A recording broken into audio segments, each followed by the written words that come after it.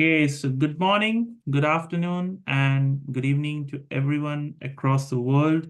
Thank you for joining us in this session.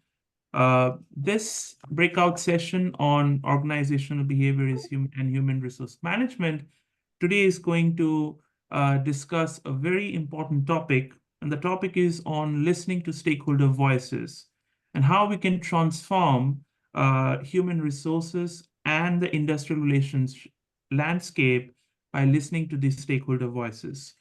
We have a very distinguished panel members with us in this session. We have Professor Mary Gentili, whom you all may already be knowing. She's the creator and director of Giving Voice to Values. And we have Professor Sarosh Kuruville from the Cornell University ILR School. We are really pleased, and we are really honored to have you amongst us. As the format of this session goes, first, our panelists are going to present their views, and after the presentations, we would be having a question and answer round. Any of you who has any questions, they can put it in the Q&A box. If you have any general comments or any views, you can put it in the comment box real time as this session progresses. So first, we would start with Professor Mary Gentili now, who's going to speak on giving voice to values, which is the how of values-driven leadership development. Over to you, Mary. Thank you very much, Anindo. It's a pleasure to be here. I'm looking forward to hearing from Sarosh as well. So the subject of this discussion is listening to stakeholder voices. And I think to truly understand and respond to stakeholders, we need two things. We need to know how to voice our positions, how to express our positions, and we need to know how to hear it when others are expressing those opinions to us. And that's how I think the work that I do with Giving Voice to Values can be relevant for this conversation. As Anindo said, Giving Voice to Values is an innovative approach to values-driven leadership development. I developed it for use in business schools. I was previously at Harvard Business School, at Babson College, and at the University of Virginia Darden School of Business. I'm now working fully independently on Giving Voice to Values. But I developed it because I was frustrated with the way we were trying to raise issues around values, around ethics, around sustainability, around responsible management in MBA programs and graduate business programs. We tended to present these issues as if they were always presented in a debate format, and they were always presented as if they were entirely cognitive issues. And obviously that's part of it, but there was never really any attention into the behavioral side of it. So I used to think it was we were providing rules but no tools. You know, we were focusing on decision making but never on implementation of those decisions. And I used to call it the preach and pretend method. We would preach about why it was important to be ethical or sustainable or responsible, and then we'd pretend you knew how to do it. And so I became very frustrated with that, and I wanted to develop a different kind of pedagogical approach. If you lose track of things or get distracted at any point while I'm speaking, let me just tell you what the bottom line here is first. If you don't remember anything else from what I'm about to say, I hope you can remember this. The Giving Voice to Values is about asking and answering a different question, a new question, when it comes to values-driven leadership. So instead of the question, what is the right thing to do? That's an important question. It's one that I'm sure you already attend to in some ways. But Giving Voice to Values is about asking and answering the question, once you know what you believe the right thing to do is, how do you get it done effectively? What do you need to say? To whom? In what sequence? And then what will the pushback be? What will the objections be? And then what do you say? And what data do you need to gather? And do you need to reframe the challenges? Is this a one-off kind of situation? Or as it is more often when you're talking about stakeholder concerns, is it more of a systemic issue? And if it's a systemic issue, it does need to be dealt with systemically. But I would often find in organizations and in business schools that once you said that, they would think, well, I'm off the hook, right? It's a system problem. I can't deal with it. I can't help it. But the thing is, the only way that systemic change happens is through individual action. It's just that the actions have to be perhaps more incremental, more long-term. There needs to be more of a long-term strategy. So giving voice to values is about answering all of those kinds of questions. So I'm going to take a step back and tell you a little bit about what it is, how it works. It's actually being used now. It's been piloted and or shared in well over 1,500 organizations and business schools, literally on all 7 continents. So I'm happy to share some of the experiences we've had in companies as well as business schools during the Q&A if people are interested. But let me just take a step back and tell you a bit about what this approach is and why I think it might be useful in communicating with stakeholders in your organizations. So, you know, it started for me with a kind of crisis of faith. I began to feel that maybe the way we were talking about these issues was at best futile and at worst hypocritical. And I began to feel that way for a lot of reasons. I won't go into them all here, but one reason I'll give is, and perhaps the biggest one for me, is what I would actually experience when I would go into organizations or even in a classroom situation.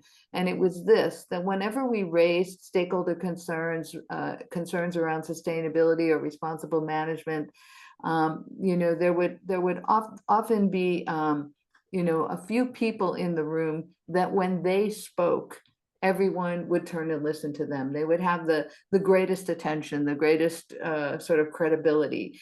It was often in an organizational setting. It was usually the person of the highest rank. If I was in a classroom situation, it might be the person who just was the most articulate, the ones who could always express their views in a kind of pithy way or with a humorous story. But whatever it is, those people, the ones that everyone listened to, were often the ones who were expressing the most skeptical, if not cynical, positions about whether it was actually possible, whether it was actually feasible to voice and act on your values in your organizational settings. And so I thought people were walking out of these rooms both more confused and less empowered. And that's what began to make me feel so frustrated. So I did actually take a step back from my teaching in this area because I was so discouraged. And a number of things happened when I took that break. And I won't tell you about all of them now, but I will tell you that this was about 15 years ago now. There was starting to be a lot of research in a number of different disciplines that was suggesting that perhaps a better way to approach this was through rehearsal and pre-scripting and peer coaching. In the fields, well, the first research I came across actually were 2 different scholars, Douglas Hunnicky and Perry London, who were both looking at what they were defining as moral conviction. And what they decided to do was some qualitative research where they identified populations of people who had acted on their values in times of great risk, high stakes. And they both independently decided that the populations they were going to look at were people who are often referred to as rescuers from World War II. These are people who put their own lives at stake during the Holocaust to help others. And so they found some of these survivors and they interviewed them in depth, and they were wondering, did they have any personal experiences, family experiences, educational background, religious background, something in their past that enabled them to act when so many people around them were not acting. And so they did these in-depth interviews and they identified a set of characteristics that these people tended to share.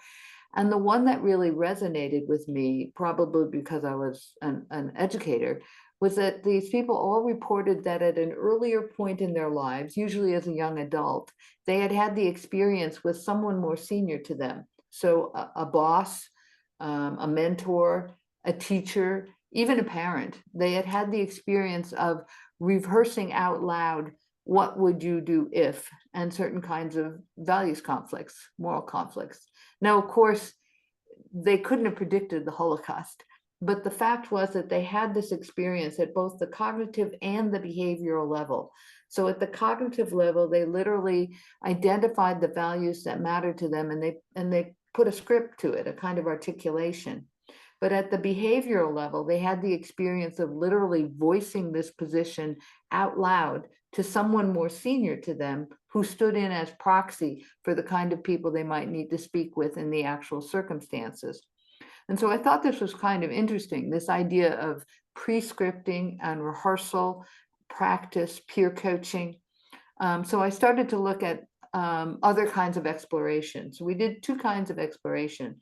The first kind is that we just gathered lots of stories. I interviewed people from, all the way from people right out of business school to C-suite executives, and asked them this question about, tell me about a time when your own values conflicted with what you felt pressured to do, and how you handled it. And I gathered many of those stories. And the other kind of exploration we did was we looked at the research. And as I said, this was about 15 years ago. There was starting to be a lot of research in a lot of different disciplines that was, again, reinforcing this idea of rehearsal and pre-scripting and peer coaching. So for example, in the field of psychology, there's been a good bit of research on habit formation.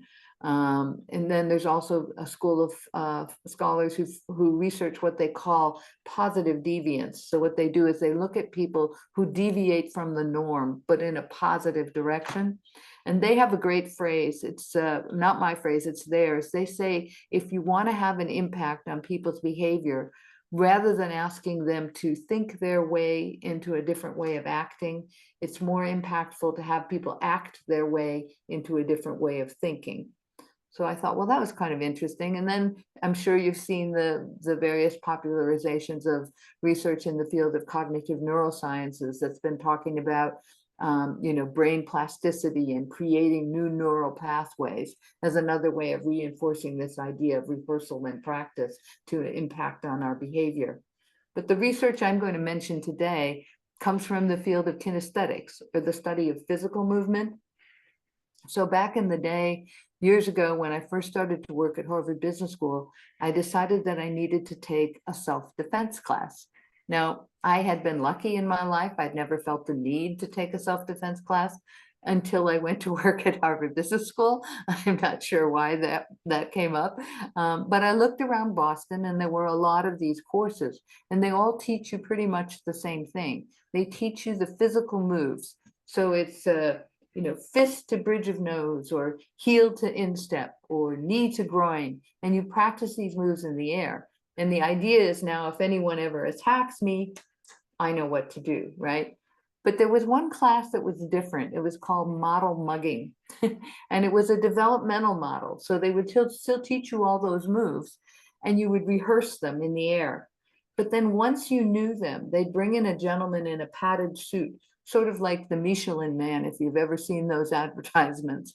And they would line us all up, and we would take turns getting attacked by this gentleman. And you could use the moves you had just learned on him full force because he was protected. And in the beginning, it was kind of ludicrous because you just stood there waiting your turn to get attacked. But as the class went on, week after week, I might be talking to you over here, and then he would come and grab me, and I would never know when. I would never know what hold he was going to use. It was really nerve-wracking. But the idea was, and they explained this to us, and those of you in the audience who are athletes will be familiar with this, the idea was based on this concept of specific state muscle memory.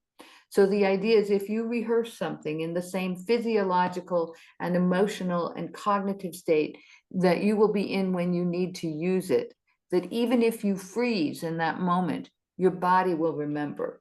So, the tennis pro will practice her serve over and over before she goes to tournament, so that when she's there under all that stress, she just naturally assumes the proper form. So one day I'm in this class, this self-defense class, and I'm lying on my back on the floor because I have failed to protect myself from this gentleman. And I was thinking, could you create a kind of moral muscle memory? Could you create a default to voice and action, but not just to speaking up? because one of the things that I was learning from all these interviews and examples that we were gathering is that the people who did this effectively, the people who voiced and heard and acted on their values effectively, they did it in very much more sophisticated, much more nuanced ways. They rarely went and told their boss, you know, you're evil. This wasn't about people who were blowing the whistle. This was about people who were really trying to make change within their organizations. They were trying to change the nature of the conversation in their organization. And so they had to think more strategically and in a more nuanced kind of way.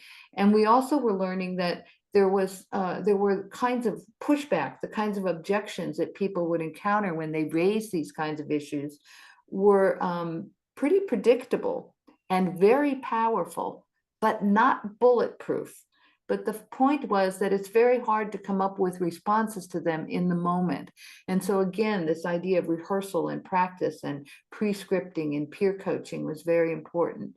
And so I thought, well, this is interesting. What could it mean for actual pedagogy in business schools? What could it mean for leadership development training within companies? And what could it mean for managerial conversations between your supervisor and your reports? You know, how could they use this insight in a way that would make their conversations more real, rather than just giving orders and taking orders, that you would actually hear what the other voices were saying, listening to stakeholder voices, for example, and you would actually find ways to express these views in a way that they could be heard more effectively. In the beginning, this work was all about helping people figure out how to say no to unethical or irresponsible behavior. But as time has gone on, people have also thought about, you can use this approach to think about how to say yes to more sustainable behaviors or to more inclusive behaviors, for example. So then I had to think about, well, what would be the pedagogical approach that would enable this? And you know, when I used to be working at Harvard Business School, one of my roles was to hire and train and manage all of their case writers. So I was very familiar with the case writing method.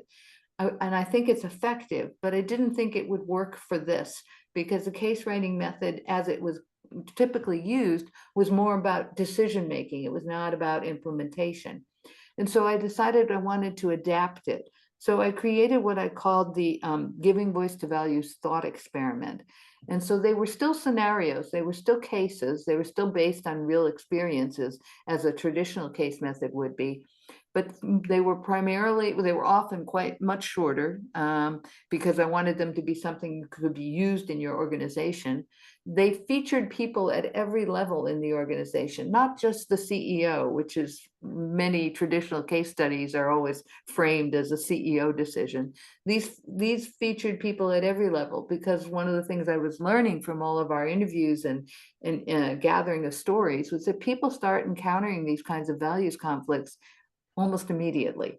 And so we had people at every level. But the big difference in a giving voice to values scenario, a giving voice to values thought experiment, is that they end with a protagonist who has already decided what he or she believes the right thing to do, the responsible thing to do is. And the question is, how could they get it done effectively? What would they need to say, to whom, in what sequence? How would they gather the right kinds of data? How would they reframe the challenge, et cetera, et cetera?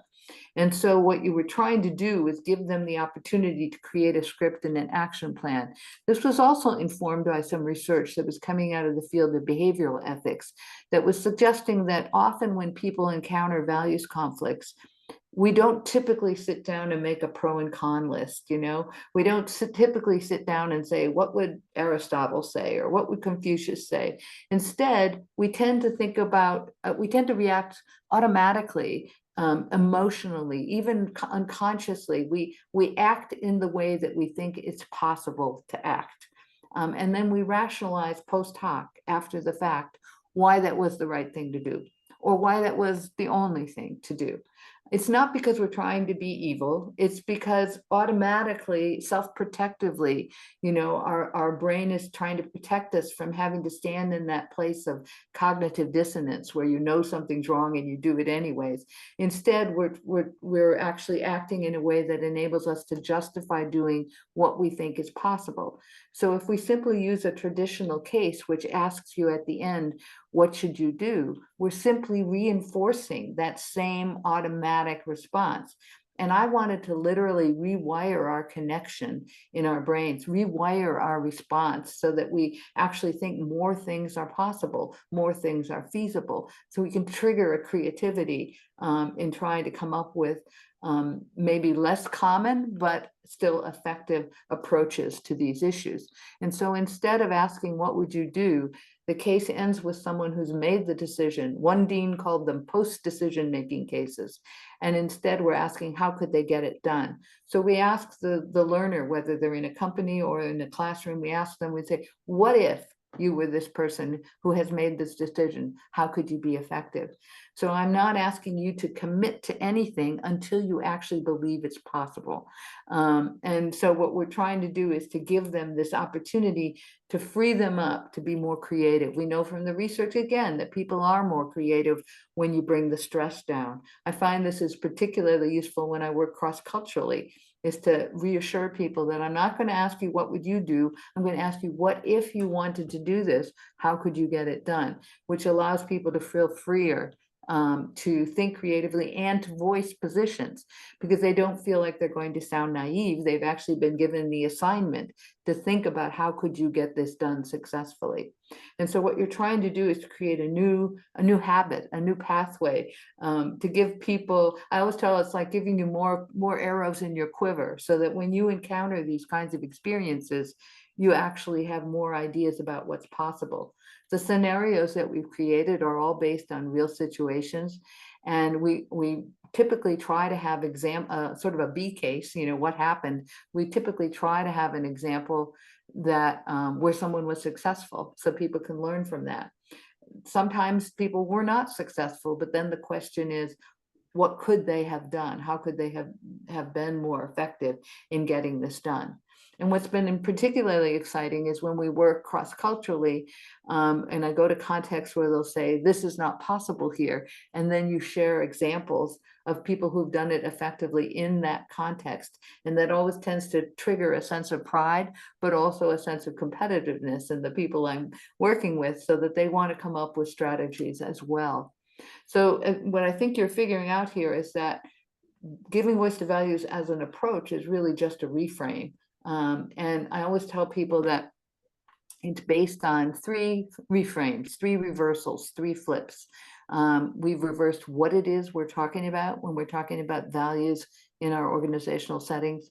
We've reversed who we think we're talking to, and we've reversed how we have the conversation. So in terms of what it is we're talking about, it used to be that people would say to me, if you want to address issues of responsible management, of ethical management, of sustainable management, don't focus on the so-called clear-cut, right, wrong, black and white sort of issues. You should focus on the gray issues where it's not so clear. And I used to think, yeah, that makes sense. But I've actually changed my mind. And there are a lot of gray issues. And, I don't know what the right answer is to all of those issues. But those are typically issues where reasonable people of goodwill and intelligence could legitimately disagree. That's why they're gray. But nevertheless, there are a lot of issues where most of us, not everybody, but most of us would agree, if we were being honest, if we were feeling safe to say it, most of us would agree, well, that's clearly over the line, it's clearly fraudulent, it's clearly irresponsible or abusive or illegal. But just because we might agree to that doesn't mean we think it's possible to get it done. And so what I want to do is focus on those issues where most of us, if we were being honest, would agree that this is not a good idea. So that we can actually get to a discussion of implementation and scripting and action planning. Because if we focus on the so-called gray issues, we never get past the debate about what's the right thing to do. And in fact, if people get better at talking about those more clear-cut issues, they also get better at talking about the gray issues. In fact, in my experience working with organizations, you find out that a lot of issues have been coded as gray, as unclear, simply because people don't think it's possible to act on them. And once they start to feel more empowered, they start to be freer to sort of admit that maybe this isn't so gray. It is a little bit clear. I think that can happen a lot with sustainability issues. So anyways, that's the first flip. We reversed what it is we're talking about. The second flip is we've reversed who we think we're talking to when we have these conversations. And remember, I said giving voice to values is about changing the conversation in your organization. It used to be I would walk into a company or I'd walk into a classroom and people would say, most of the people here are good people. We just have a few bad apples, and those are the ones that this is for.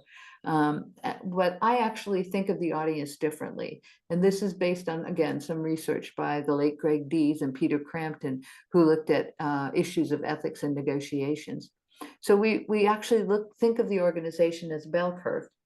And at one tail end of the bell curve, we premise are the folks who, if they were being honest, would self-identify as opportunists. And we would define opportunists as people who would say, I will always try and maximize my material self-interest, my personal self-interest, regardless of values. Now, nobody falls into one of these categories all the time, but if they were being honest, these are people who would say that's their primary motivation. And at the other tail end of the bell curve, we premise, are the folks who would self-identify as idealists. And these are the people who would say, I will always try and act on my values, regardless of the impact on my self-interest. What we premise is that the majority of us fall under the bell. I put myself there. And we call them pragmatists. And we define pragmatists as people who would say, I would like to act on my values, as long as it doesn't put me at a systematic disadvantage. Now, that's not the same as saying, as long as I know I'll succeed. It's not the same as saying, as long as I know I'll never pay a price. It simply means I think I have a shot. I think I have a chance. Now, if you think of your group, your classroom or your organization or your audience in this way, I frankly don't think that I have the power to change the opportunists. I think some of them will always be with us.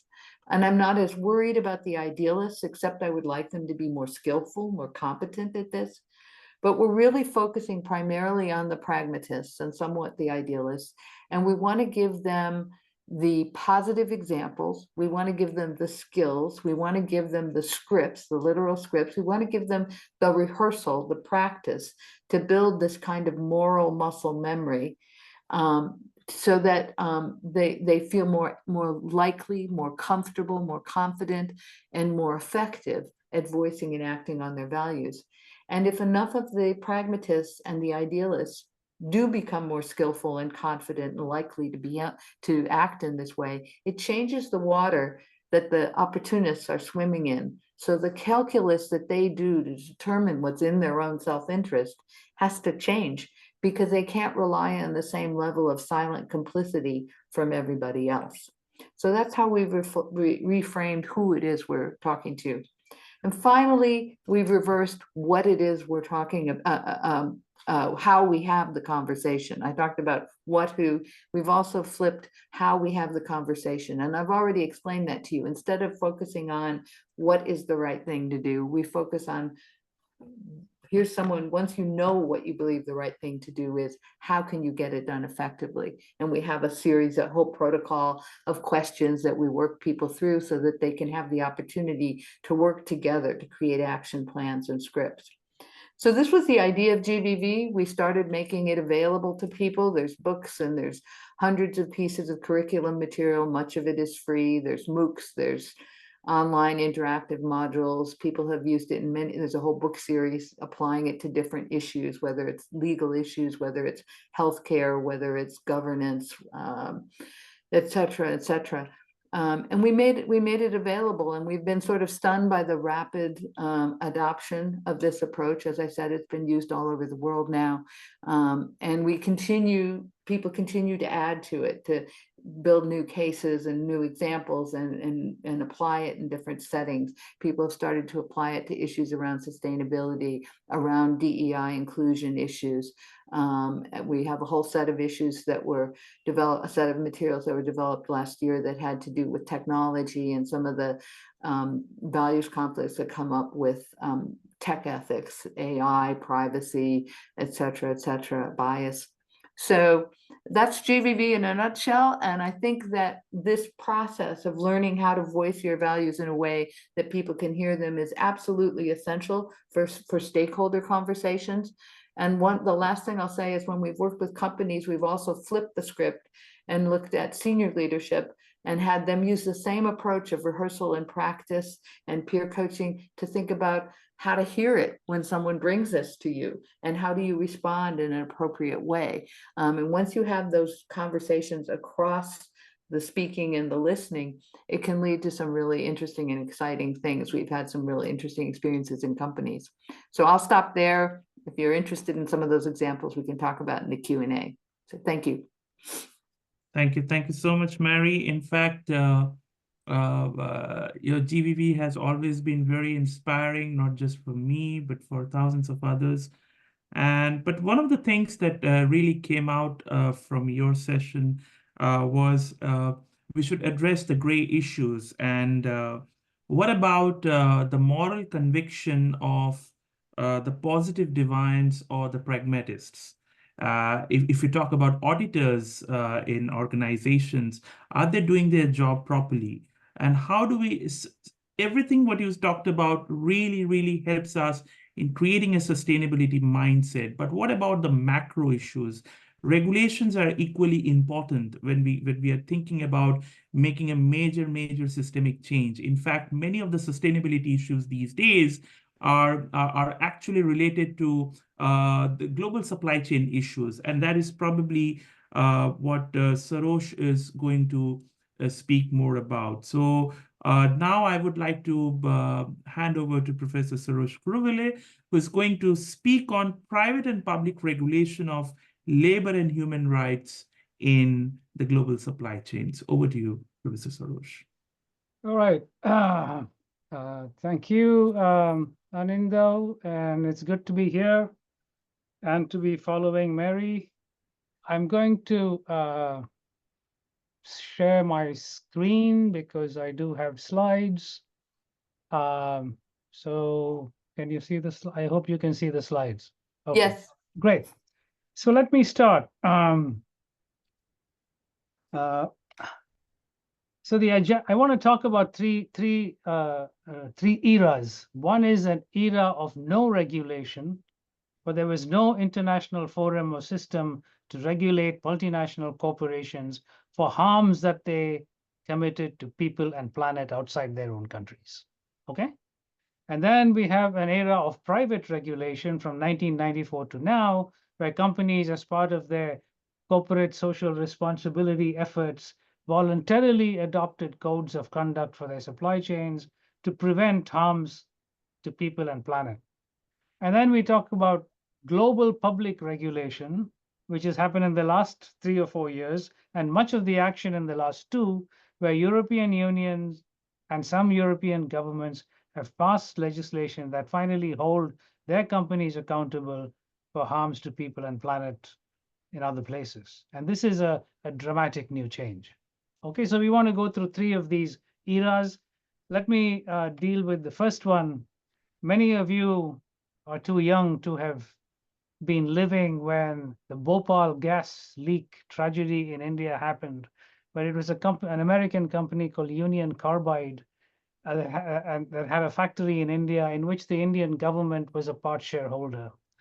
There was this leak of this gas called methyl isocyanate, which killed over 5,000 people. And then over 100,000 people were affected. And then the generational effects of that on people who were not yet born. So you have children being born even today, who have been exposed to that leak and the contamination of the ground and the groundwater who are being born deformed, so on and so forth. Now the question is, how do you hold this company accountable. The Indian government, so the argument was that the Indian government was the one to hold the company accountable, but the Indian government was a shareholder in the enterprise, right? So the Indian government did not take action against the American company and the CEO. So then the only option was to file suit in the United States. And for the last 30 years, every other year, there's a lawsuit filed to seek, better compensation. The Indian government gave some compensation, but it wasn't enough. It hadn't taken into account so many people being affected. And those suits are still going on, but in each case, the legal ruling was that this is not the convenient forum to discuss this issue. Because if that's what we call forum non-convenience. So you can't solve this problem in the US, you have to solve this problem in India. Similarly, there was this case of Omai in Guyana, where an American and Canadian company mining gold. And so they used to, they used to get the gold ore and use cyanide to leach the extract gold from the ore. And the water that was used for this purpose used to be dammed. And one day the dam broke. And all of this untreated water full of cyanide killed all aquatic life, killed all the farmed food available in Guyana. And again, there was no method. I mean, the Guyanese government held the company to be in violation, but gave them a small punishment.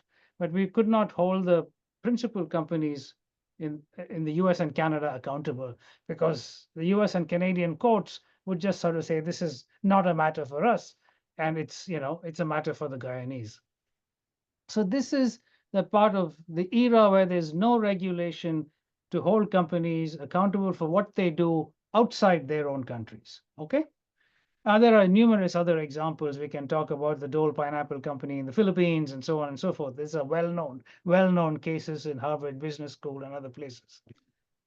Okay, so then we have the era of private regulation, and the triggers for this was media expose, pressure from civil society, pressure from consumers, and the most common well-known case was Nike in the 1990s, where consumers and civil society campaigners argued that Nike was having sweatshop productions in Indonesia, right?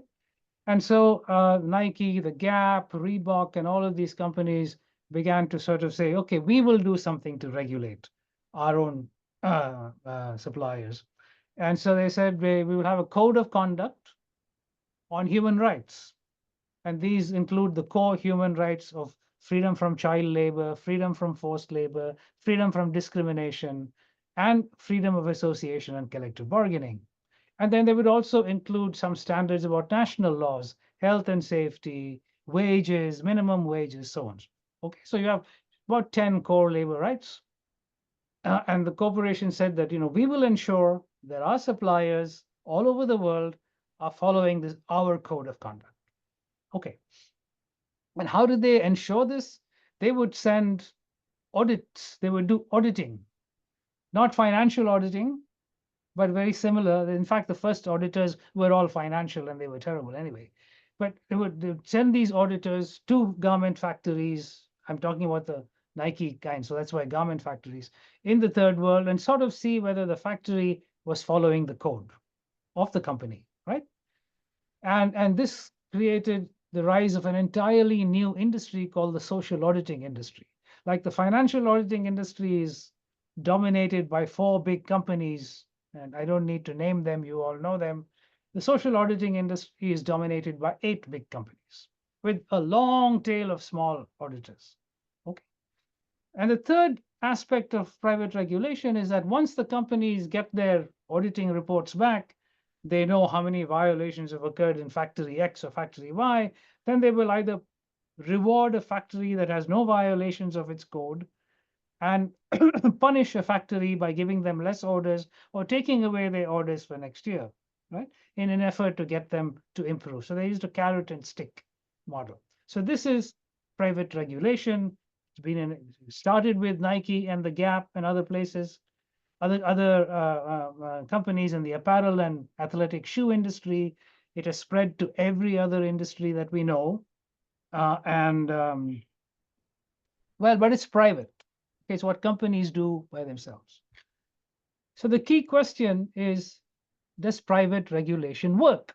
Does this whole enterprise work? So the thing to remember is that the private regulation means private data. Companies don't share this stuff. They don't tell you, oh, we had 600 factories and there were all these violations. They don't put it out on their website. All they say is, oh, we have this program and we do a great job, but they never provide you with the data. There are limited case studies of anonymized company supply chain data that show that private regulation has done very little to raise labor standards in tier 1 factories.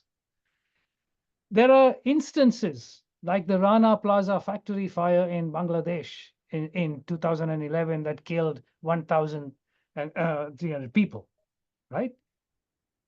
And how can, and that factory was audited by the social audited industry the day before the tragedy happened, right? So you have these instances and the factory fires in Pakistan and endless stories. Every 2 or 3 years there's a crisis. But if companies are so good at managing and management, how come they can't manage this whole process, right, of private regulation? How come you're getting these instances and problems? And now during the 2000s and the late 2000s and the last 10 years, we've had burgeoning evidence from empirical studies that reinforce the case study evidence that we talked about earlier that indicates that private regulation is not working. And the reason we have such research progress is we discovered the non-disclosure agreement. So professors went to companies and said, can you share your data with us, but we will not disclose who you are, right? But at least we will get to know whether the system is working or not working. So that's what I did. This is a shameless promotion slide. This is my book in 2021, which has lots of empirical data on whether this enterprise is working or not working. Okay, so here's some. This is data given to me by a social auditing company, and this is total. This is from 40,000 audits from around the world that they have done between 2011 and 2017. And these, on the left side is total violations per audit, okay, by country. And on the right side is total violations per audit by industry. And all you need to look at, this is a complicated graph, but just look at the red lines, right? The dotted red lines. And you can sort of see in the first across countries, the number of violations have remained steadily flat between 2011 and 2017. You would expect this graph to be downward sloping, the number of violations decreasing over time if the industry was efficient, if it was working as it should, but it isn't. And the same thing across industries, Then we said, okay, I said, let's look at violations per audit just on the labor issues because I'm interested in labor.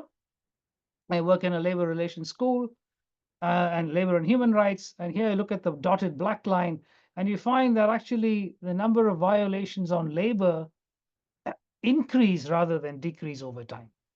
Okay, so yeah, this is a good question to ask. Is this thing working? Here is comprehensive evidence from 40,000 audits in so many industries: agriculture, apparel accessories, electronics, food, footwear, and toys. And toys are by far the worst, by the way. For those of you who are buying toys, remember, China produces 80% of the world's toys, so be careful. Okay. So then there is, so my book is full of data like this, so I'm not going to sort of belabor the point. I just given you the macro picture.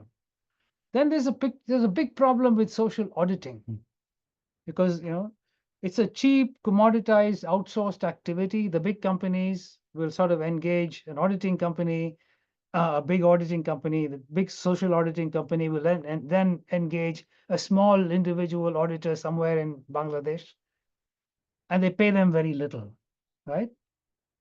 So when they pay them very little, and the average cost of an audit is $300, in the third world, $1,000 in China, it's very little.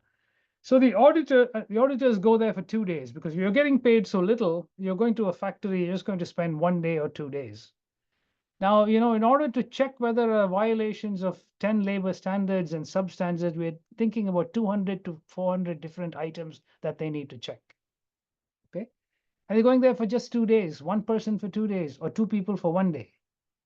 And in this process, the auditors are supposed to find out not only are the fire extinguishers in the right place, but they're also supposed to find out if workers are being sexually harassed, right, by management. And you think you go in for half an hour to talk to the workers and the workers are going to tell you? When women all over the world find it so difficult to talk about gender-based violence, how is somebody going to tell an auditor, somebody who they don't know, right? So it's impossible for them to uncover violations about freedom of association suppression, whether a company is in fact anti-union, so on and so forth. Then the auditors are poorly trained. You can't be an expert. You can be an expert on human resources and look at payroll. You know how to look at overtime pay, but that doesn't make you an expert on safety and health and how chemicals are stored, right? You can't. So the auditors are poorly trained, and then there's a tremendous amount of audit fraud, which I'm going to show you in a minute. This is the same auditing companies shared with me auditing data. And they say, when we go into a factory to audit, the first thing we want to sort of see is whether the factory is giving us the right information. And if they think they're not giving us the right information, they triangulate. They look at overtime hours and they will look at the cameras that are at the factory gate to see when workers are coming in, when workers are going out, and they correlate the two. So if they're not sure, they sort of say the data is unreliable, right? And then here's from 40,000 audits, we find that in China and India in particular, between 50 and 60% of the data given to the auditor is unreliable, right? So and the percentages are less in other countries. Okay. So this was interesting to me. So I figured out that maybe I should go to China and figure out what's going on there. And there, oh, this is the unreliability of audit data across industry, and you can sort of see toys are the worst in terms of unreliability, but soft goods, kitchenwares, housewares, jewelry, all very high levels of unreliable auditing. Okay. So then I go to China and find there's an audit consulting industry. And the purpose of this industry is to help factories in China falsify data and pass the audits. Because if they pass an audit, then they will get a lot of business, let's say from Disney. If I had a small factory making cheap plastic stuff, if I got an order from Disney, my life is made, right? So what? I need to find a way to pass the Disney audit. I will go to one of these audit consulting companies. My book lists their websites and they're still active. And here's what the audit consulting company tells the factories. On the day of the audit, all the old materials, workers' requests for leave, record books, production orders, material labels, all of these that are in conflict with the set literally prepared for the audit must be packaged, sealed in cartons, and moved to areas that do not participate in. This confirms that factories keep two sets of books, essentially, right? And these guys are very sophisticated, these audit consultants, because here I'm translating from the Chinese. This is from their advertisement on their website. They say we have this payroll and attendance records can be automatically generated. And they are bragging about their hundreds of inspection system documents that can be one click, 90 seconds, one click generation. So these audit consulting companies are helping Chinese factories cheat and falsify data in order to pass the audits of Western companies. And we know that those audits are not being done too well because they are done by auditors who are getting paid very little and who just do 2 days and they just check the box mentality, right? Okay, this is like an elaborate play with all the actors knowing exactly what is going on, but nobody's actually doing anything about it. I mean, I want to go spend one more slide. This is an audit consultant who shared with us his work log for the last 10 years. And he sort of said, this is what I do. I first create false documents. Then I interview the workers and teach them how to give auditors the right answer. They will all parrot the same answer that is required. And then sometimes I even borrow a factory which is a cleaner factory, in a well-organized factory, and put this factory's name there. And sometimes I'm not going to go through this slide too much, but sometimes I will go there and act as the factory manager, right? So this is really a complicated process. Okay, so this is why social auditing can be pretty terrible and unbelievable.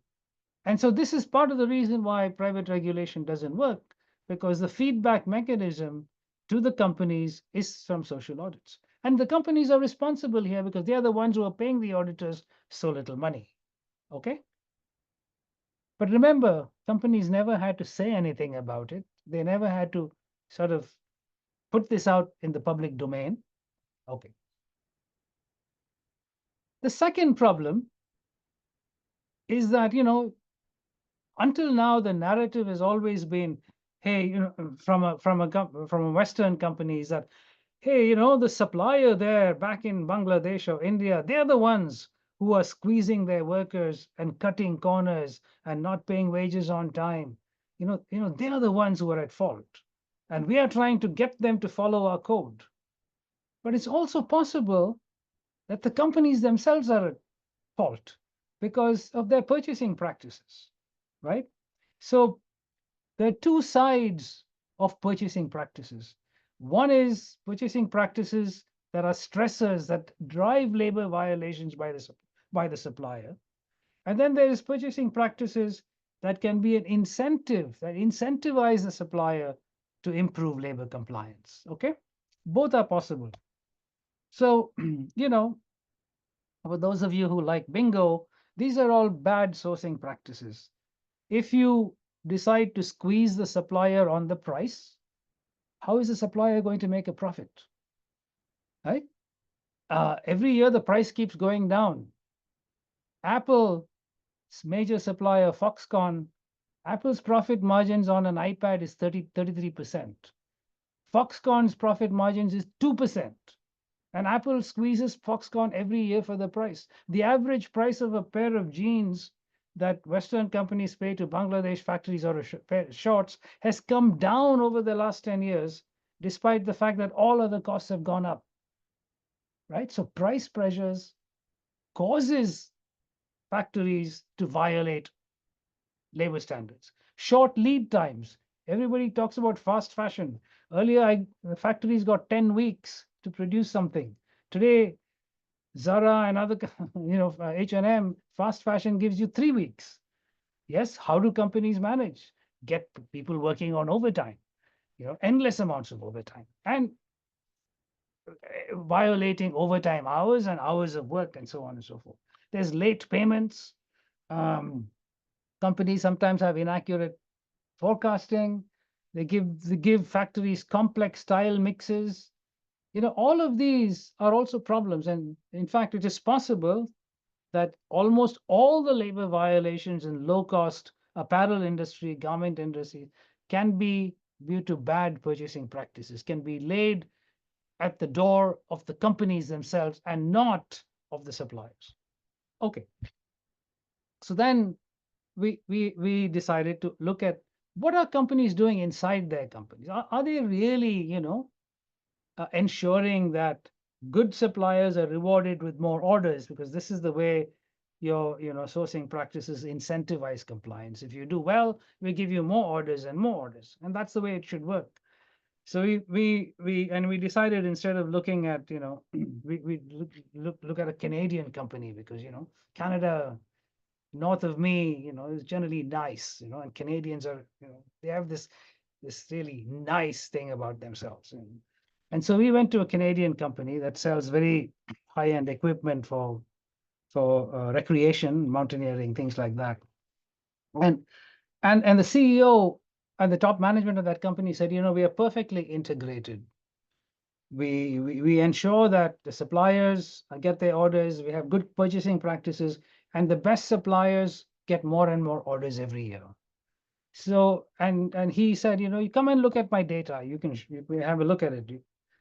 And so we looked at the data from his companies. Now, this is a complicated graph, but all you have to do is look at the end, the right extreme end. So the dotted lines are orders by season, and the solid lines are violations by factory. And if you look at the extreme right, you can sort of see as the violations by factory are declining, the orders are also declining. That's not the way it's supposed to work. As the violations in the factory decline, the orders are supposed to increase, right? And we found in this company that the purchase order data show little or no response to changes in compliance of the supplier. Orders continued no matter whether the factory improved or. Now, this is a very rare company. I said they were nice Canadians. They're very rare in that they actually shared this data with us. I have tried to get data like this from many companies, and for the last 7 years, I have no luck. Okay, except for one other company, which is in my book as well.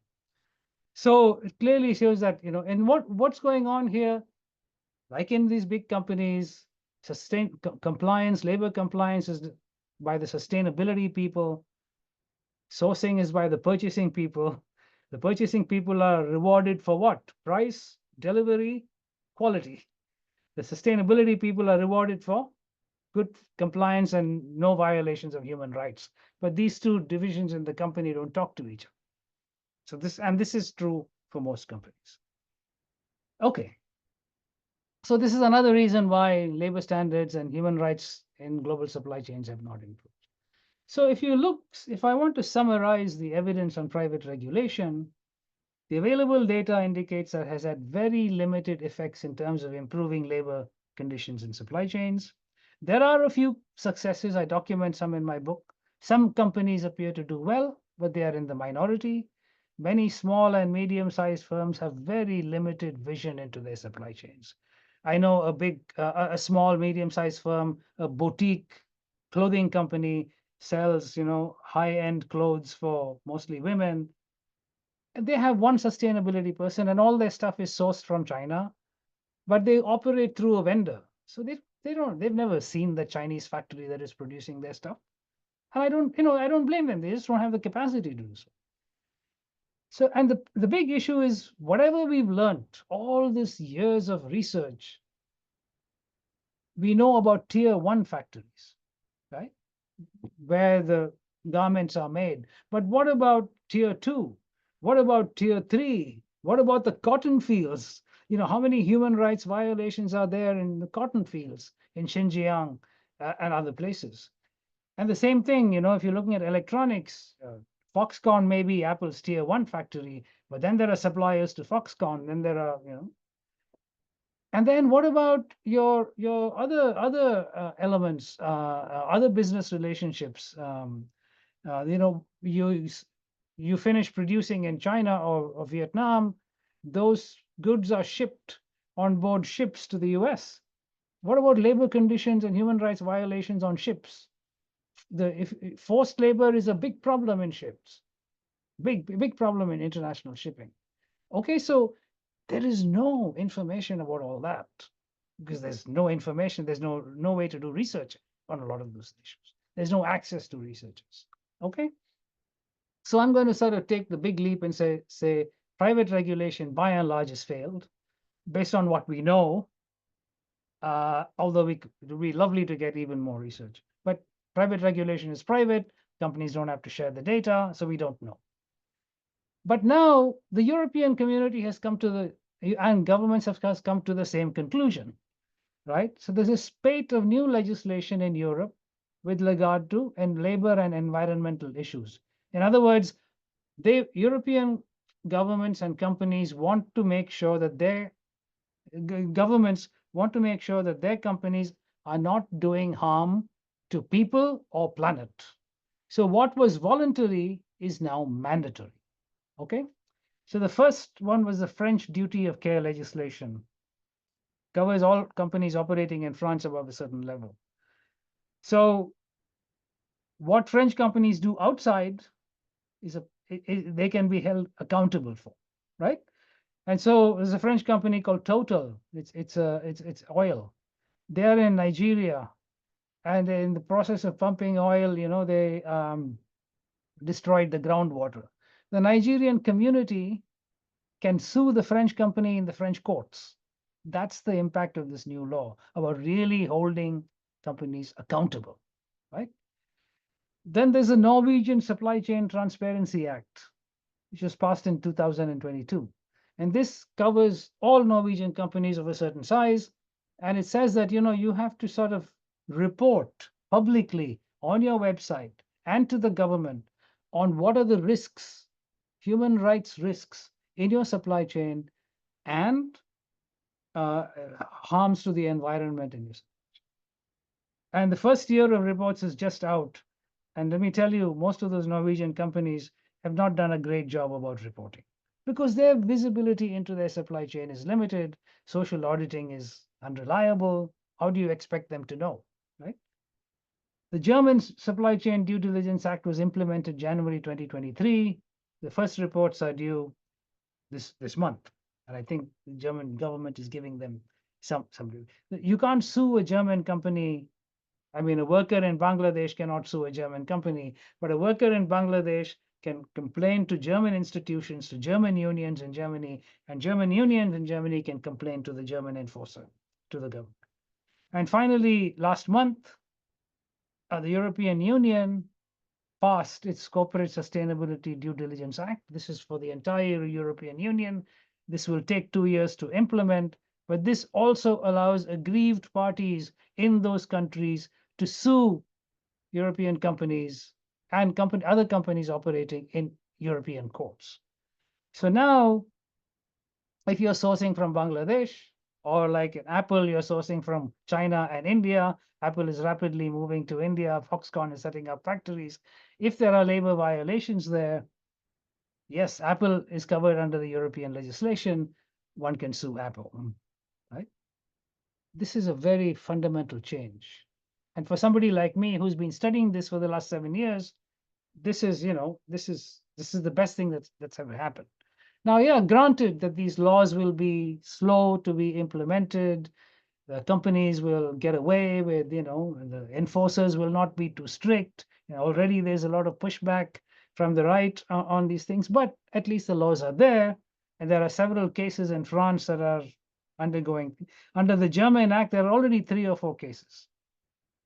And Mary might know this more than other people, but one of the complaints is actually from America, because Volkswagen's effort, the unionization problem in the South, which is in the news recently, and the complaint is that there was suppression of union activity, which is a violation of the German law, right? So this is a really, really big change. And it's a big change because it actually empowers the people at the bottom end of the supply chain and the communities at the bottom end to finally, get some redress, even if they have to depend on NGOs and in other intermediaries in the rich countries to bring a lawsuit. But at least they can do that. In Bhopal, they could never do that. It was not possible because always forum non-convenience, and the American courts would say this is not the right forum for this. Now they can't say that anymore. Okay. So the question I have is, are these laws, do they have enough teeth? Yes, the French law has teeth. The German law, no legal action allowed, but administrative enforcement, but aggrieved parties can bring complaints to German organizations. The European Union, yes, also has parties can bring suit. So yeah, these are laws with teeth. Are they a game changer? So Laura Wolters was the young woman who was the key person in passing the European Union law. And she says, this law is a historic breakthrough. Large companies will now be responsible for potential abuses in their value chain 10 years after the Rana Plaza's tragedy. So yeah, it's a game changer. The series of laws that have been passed, there's a law about forced labor also passed last month, have all been by a younger generation of European parliamentarians, mostly women. And it's amazing what they have been able to get done. This also means that companies will need much better intelligence about their supply chain to do the risk analysis for due diligence. So if you source, for example, from a factory in Bangladesh where the workers are all women, what's the risk? Yes, mostly people employ mostly women because they can be paid a slightly lower wage and you can get away with it, right? But gender discrimination is not allowed. It's a human right, right? And so how will companies do their risk analysis and report on their risk analysis, whether there's a risk or not? They will need data about gender-based wages in the factories. This is not this is data that auditors have never given them before. Auditors have never collected this. But so companies would need more and better intelligence, which means that if they still get this intelligence through the auditing industry, they're going to need to pay more. And finally, it also means that, hey, we can sue the auditors too if they do a lousy job, right? So yeah, so it may improve the whole quality of intelligence that companies have to get to their supply chain. Now, remember, the European laws are not only about tier one factories, they are about all business relationships, including the shipping companies you use to transport the goods, the trucking companies that you use to sort of send the goods to the final destination. It's about everybody that you have a regular business relationship with, and everybody is not. The company has to ensure that everybody is not causing harm to people and planet. This is why these laws are really a game changer. I want to stop there because that's the first time I felt hopeful about these kinds of issues and about human rights in the supply chain. Okay, I am done. I will stop sharing. Thank you so much, Sarosh, for such a comprehensive overview backed up by data and your findings. And it's really commendable that your relentless effort is really commendable. And perhaps even after so much of refusals from different companies, even with very limited data, you have been able to bring some really, really important insights. I would like to open the floor for questions now. And because I am a little inquisitive at times, so I would take the liberty of asking a few questions to Mary and Sarosh. We still have another 15 minutes of time around, so perhaps we can have one or two questions from each one of you. So first, Mary, I would like to ask you, so given what Sarosh has just now said, right, like a comprehensive overview on regulations, the auditors itself who are responsible for implementing, they are not implementing their duties properly. And obviously, there is a systemic issue involved in it. It's not so, how would you look at something like a giving voice to value from the perspective of improving, kind of business practices or labor practices? Because GVV is something which transcends any kind of industry distinctions. But when we look into these global supply chain issues, there are multiple stakeholders which are involved. How would you see GVB contributing in this particular narrative? Right. So I think I mentioned when I was speaking that we have hundreds of case examples that we've gathered on different subjects. I don't have a specific case on the supply chain audit industry, but as I was listening to Sarosh, what it made me think of is a couple cases that we have that have to do with multinationals who are operating in developing countries and who run into various behaviors that are barriers for them to be able to act in those countries.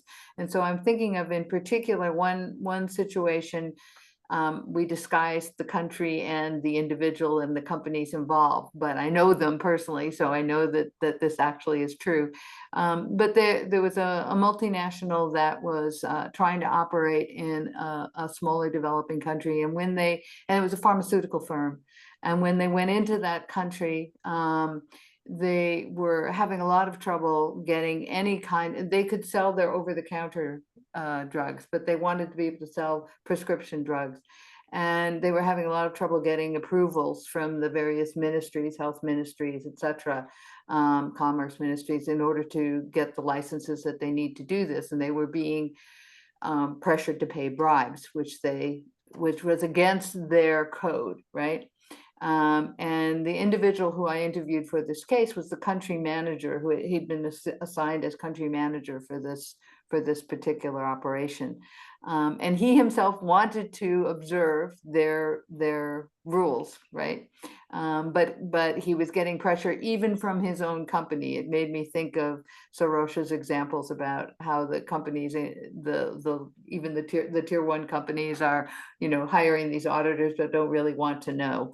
And so he was getting pressure from his management to, go ahead and pay the bribes in order to get this. At the same time, they were also selling their over-the-counter drugs already, things like the equivalent of a Tylenol or an ibuprofen or something. But there were companies within this country that received their license to operate from the government because they had been generals who had served the government well. And these generals were selling basically fake over-the-counter drugs, and it was cutting into the profit margins of the multinational. And so there were a number of different forms of problems that were happening at all different levels. So the case is about how this particular country manager got around that, and it's to try and teach the students or managers ways to begin to use a giving voice to values approach to try and address this. And it was pretty complex what he ended up doing. He did a number of different things. He learned the language, number one. He built relationships with the health ministries and the government ministries because the country was dealing with some other health issues. And so he was trying to build trust with the country by helping them to address other health issues that they were dealing with. And he started building relationships with the physician network within the country and with the government network. So he started to improve those relationships. At the same time, so that was the carrot. On the stick side, he started connecting with other multinationals that wanted to work in this country, and so that they would join together to put some pressure on the government to be able to operate in a what shall we say, a cleaner way. And so he kind of had this carrot and stick thing going on. It was more complex what he did, but he ended up succeeding, and they even ended up being able to succeed in their efforts.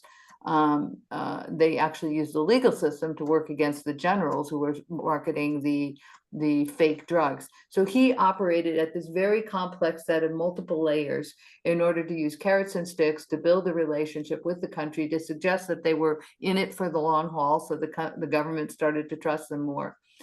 And when we use this with managers or students who are using this case, the idea is that we're not trying to pretend that these are easy issues, or that you have one conversation, or that you deal with this and then it's done, but that actually you have to operate it's like three-dimensional chess. You have to operate at many different levels.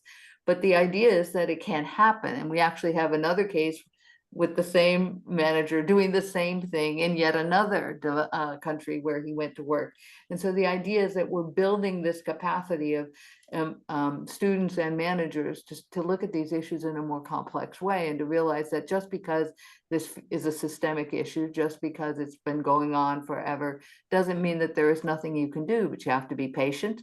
I mean, look at the stories that Soros just told. I mean, this has taken a long time to get this regulation in place that's starting to have an impact. And even in the example that I'm using, there were regulations on the stick side that they were able to use. So they, as I say, they used a combination of carrots and sticks. But the idea was one of the things I always tell the students and managers as well, is that we often engage in what Timothy Snyder calls anticipatory obedience. That we often assume that there are no choices. There are often more choices than you think. It's just that it's not easy, and that it takes time. And so that's how we would use GVV, to try and build those skills and that capacity, and in just a sense that it's possible and worth it to make this effort. Thank you so much. Sarosh, my question to you would be that obviously you have presented a very, very complex issue, but a very pertinent one, and why private regulations are not working. This is a fantastic case, and obviously you have covered it very well in your book as well. Now, what would be your advice to any young early career researcher or faculty who is taking up a course on industrial relations and human resource management? And many a times we kind of fly the walls, and we do not just go very deep into such issues. So what would be your advice to, in general, any early career researcher or any early career faculty who is, let's say, taking a course on human resource management, and how should they discuss and these important sustainability issues Right. and address the So sustainable development goals? I think that human resource management, the way it is taught in business schools and other places, kind of tends to assume that the worker does not exist. That it's or human resource management is all about executives, and how we should treat executives and how we should reward them, and executive pay and executive compensation. And the worker is completely forgotten by and large, unless, of course, you're a really big company where you have masses of production workers. But even then, they don't pay too much attention to that. And that's a problem with human resource management. Whereas labor relations, and those who are trained in labor relations are trained to look at the worker side of things as well, because without especially if they are unionized, right? Unfortunately, much of the world's third world's workforce is not unionized, right? And so they tend to be forgotten. Now, there are it depends a lot depends on if I was growing up in a third world country and I was studying labor relations, and I worried about the worker, I'd sort of look at, are our laws doing a good job? Are they being implemented? So that's my first. And so one could do research on the implementation of national law. Because one of the problems why you have international regulation is that because national law is weak or is not implemented, right?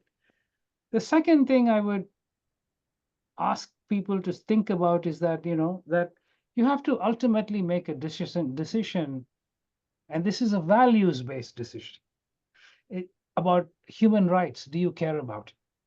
Remember, human rights accrue to all of us by the simple fact that we are born in this earth, right? And so, yes, and you have to sort of say, yes, these are rights that are important to me, and we have all kinds of international instruments that try to protect human rights. And why is it that companies in my country are not protecting human rights?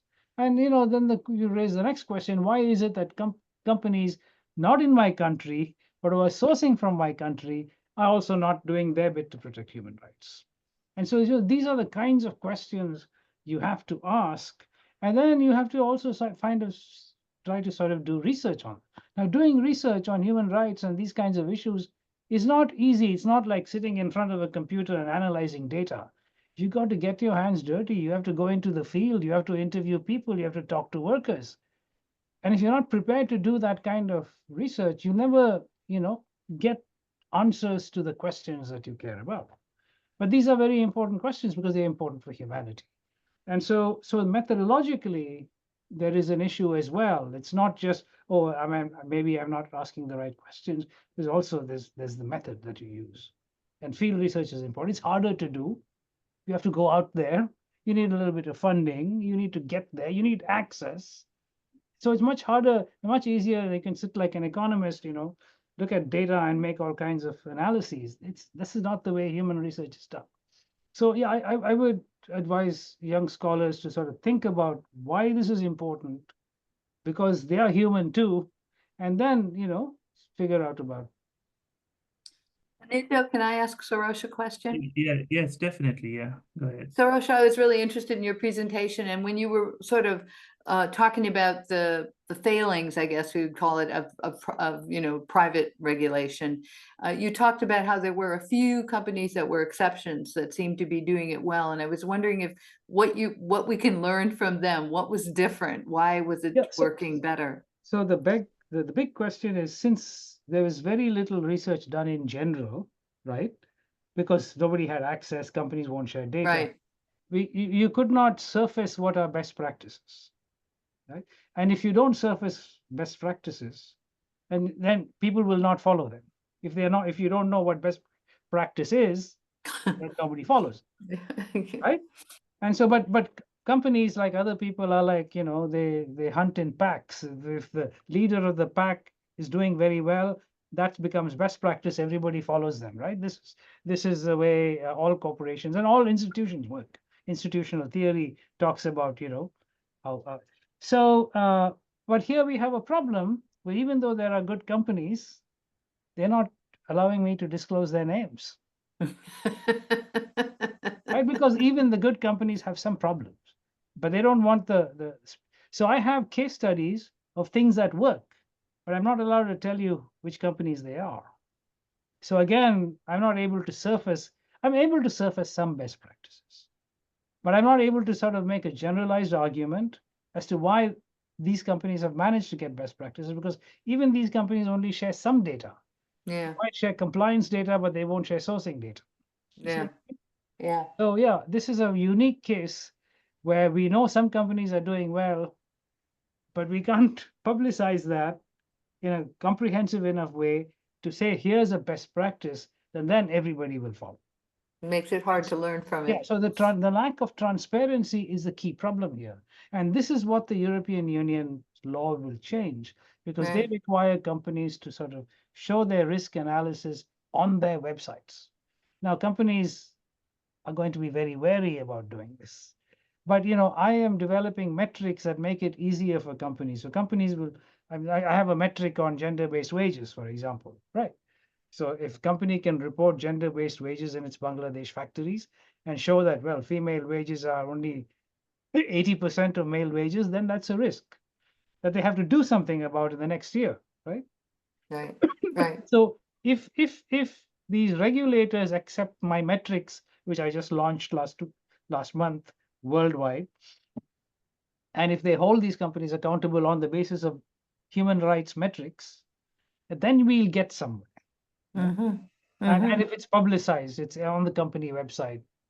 So transparency is crucial to this, because it's not only punishes the bad guys, but it surfaces good practices that everybody else can follow. Great. Right, thanks. Thank you so much. I think what Sarosh said really is the crux, that transparency is really important, and regulations should make companies more and more accountable. Only then, I guess, we would be able to restore, not fully, but partly, the trust deficit that exists on organization these days amongst the different stakeholders. I would like to uh, once again say thank you so much to Mary as well as to Sarosh for making time for this particular session and sharing your valuable insights. We were really, really happy and honored to have you amongst us. I would like to wrap this session with this. If any one of you has anything to say from the audience, you can always write back to us if you have any specific questions. With that, we finish the session. Thank you so much and have a nice day. Thank you. Bye. Bye.